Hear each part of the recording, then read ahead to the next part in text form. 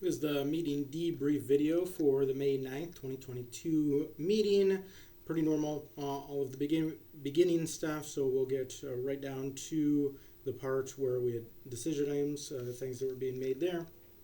And so the board review poverty exemption update, the law changed on that, so we needed to change those numbers. That passed. So if you meet the qualification for the poverty exemption, you get 100%. If it's from $1 over to $5,000 over, it's 50%. And if it's from $5,001 to $10,000 over, it is at 25%. That's how it is set up now. And we just had the administrative assistants switch those out in our packets here in the office, and I gave it to the new tax assessor as well. So we have all of that rolling. Resolution 2022-16 for ARPA fund expenditures passed, and so that was for including the roads that were contracted for, the security system, the audiovisual system, the website, and Municode. And so I'll start working on getting those in. The website will be more delayed. I know that because we want to get Municode up and running and working first, and then it depends on some of the equipment logistical issues as there are in the economy for when some of the other things will happen, but I will inquire into those and get those rolling this week. The land sale policy, and it'll be a decent sized talk, discussion, debate over that, and what ended up passing is the way I'd written up the land sale policy adjustment, so it's as the amount that we're using as a guide is from the tax assessor internally, but it's over 3 meetings. And so my basic idea here was that in the first meeting, it'll come to the board and we'll approve whether we want to sell it or not. And then at that time, it'll be determined if we're comfortable with the property, going with the tax assessor's amount. If we want to go with something else, get an official appraiser or the realtors to draw up comparables, something to that effect. And then in the next meeting, we'll put it up for bid with a minimum. And in the third meeting, we'll open the bid and sell the piece of land. And so I'll write that in. I'll get that written in this week as well, so it's updated to be that way. Then we had the 5.6 acres on Russell Road that's up for bid again. And so the estimate that ended up getting passed with split vote, there was some discussion over the amount for $22,500. So $22,500. I don't think it'll sell for that amount. I think it would have to be less for it to sell, but we shall see. And then for 2370 Duff Road, that is going to be going up for bid. Essentially, we treated that just like the new policy, that this was coming up for the first time in a meeting. And so we have the official appraiser, we have the tax assessor amount, and there are 2 realtors that one lives in and the other one owns property inside of the township that are volunteering. Apparently it seems like they know a board member, and so they're volunteering their time to come up with comparables on properties for us now. And so they're going to be doing that for this property as well. So we'll have those 4 numbers at the next board meeting, should have, when we're putting it up for bid for however amount it goes up for. Next, we have the contract with the road commission. These are the roads that the road commission has recommended, so they cover 50%, and it was for $197,000 this year for the township's contribution, the road commission's contribution for the same amount, and we ended up passing that, and I got the contract signed this morning, sent over to the road commission. Also passed the Michelinda contract with the road commission, got that signed and sent over this morning as well. The Michelinda assessment payment that the township owes itself and then owes on the bond because of the horse trail having some traffic, so we included that parcel. That ended up passing, so we'll get that paid in here, I believe today. The clerk is going to give it over to the treasurer. Then we were on to our discussion items. We had the employee vacation policy, and basically we'll just make it an objective standard on how many days off people get, so it's easy to tell and easy to know.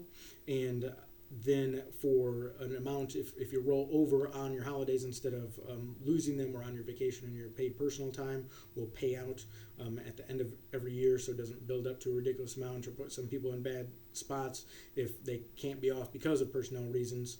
And so I'll write that up this week as well to adjust for those 2 things. For the noise ordinance, there was some discussion on it, but no one really wanted to tackle it. And same thing with camping. There's a decent amount of discussion on it, and doesn't sound like anyone wants to tackle doing changes or doing major changes at this point. The sewer rate in ordinance was up. There was really no discussion over the ordinance itself, and so it's just over the sewer rate, which is obviously a decent increase and a big financial problem. We've been talking about that for a while, and so we'll have that as a decision item, both those as decision items at the next meeting in June as well. There were a few public comments, and there were some public comments on the first public comment, which I didn't write myself a little note there, but the major thing seemed to be the lake levels in parks, and then some similar comments in the second public comment section. And so as far as using ARPA funds for lake levels in parks, there will be some money for the board to debate there. I think there's other important things that take priority over that, like the roads and some of these odds and ends. And so as we get those, there'll be this other amount to debate, which might end up being debated over the year.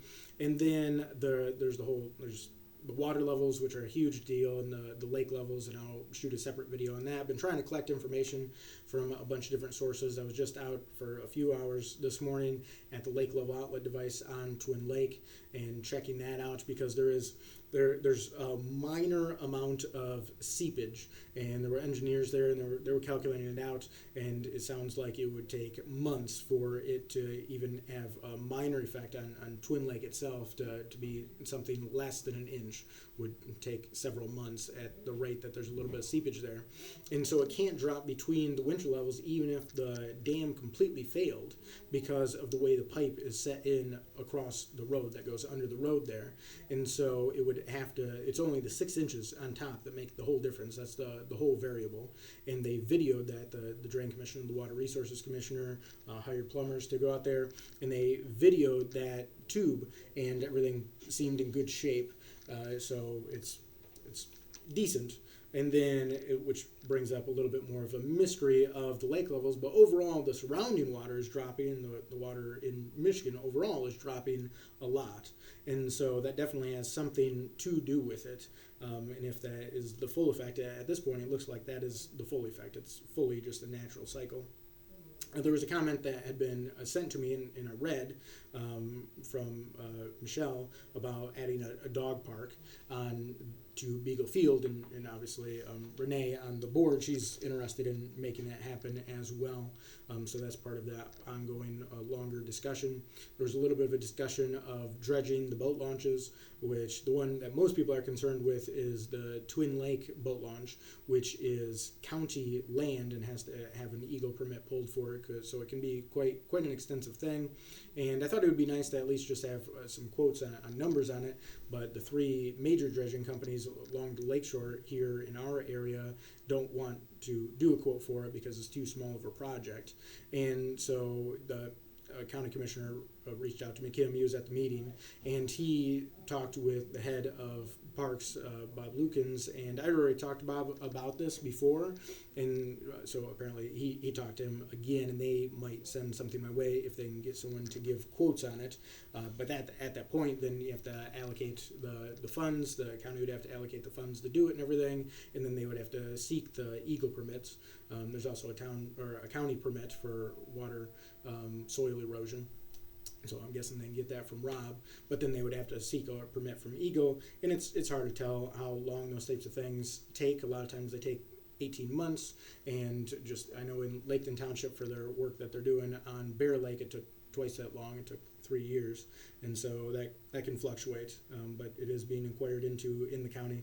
I've inquired into it for a while. It's been brought up at the board, and so there's definitely a lot of controversy and discussion over lakes all of the time, everywhere, of course. So it's something that stays consistently discussed. And so that is basically what occurred in the meeting. I mean, all of that took 1 hour and 45 minutes, so it took a lot longer than the breakdown, but that's why I shoot these, so people can get it in a much shorter amount of time. If anyone has any other questions, thoughts, ideas, comments, concerns, feel free to reach out to me. My direct line at the office is area code 231-332-6700, or email supervisor@daltontownship.org, or email jeffrey.martin@daltontownship.org. Thanks.